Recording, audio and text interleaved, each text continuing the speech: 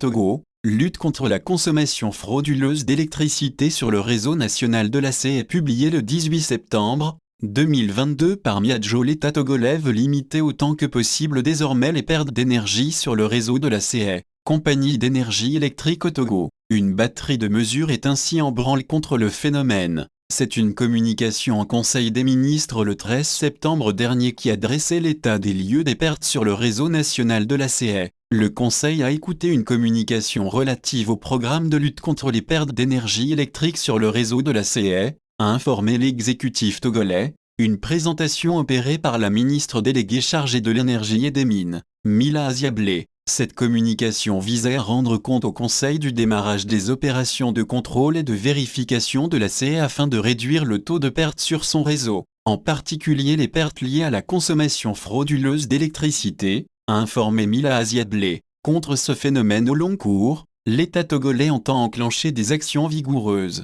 Elles seront menées en ce sens dans les prochains jours en menant des contrôles sur les équipements avec comme objectif la réduction d'au moins 2% du taux de perte, conformément au contrat de performance de la CE. C'est voulu ferme la plus jeune ministre du gouvernement d'Ogbéi, Madame Aziablé. Une posture et une détermination soutenues par le plus haut sommet de l'État. Le Conseil a salué le lancement de ces opérations et a invité la population à coopérer avec les équipes de la CE afin de permettre le déroulement serein des vérifications, a ainsi appuyé l'exécutif. Dans une kyrielle de nouveaux quartiers de Lomé, depuis plus d'une décennie, les branchements anarchiques sur le réseau de la CE, communément appelés branchements araignées, ont la vie dure. En attendant une plus grande extension du réseau de la CE à Lomé et à l'intérieur du pays, de même qu'en milieu rural. Par ailleurs, l'État togolais continue de sensibiliser ses fonctionnaires à la lutte contre le gaspillage du courant électrique dans l'administration publique, pendant et en dehors des heures de travail.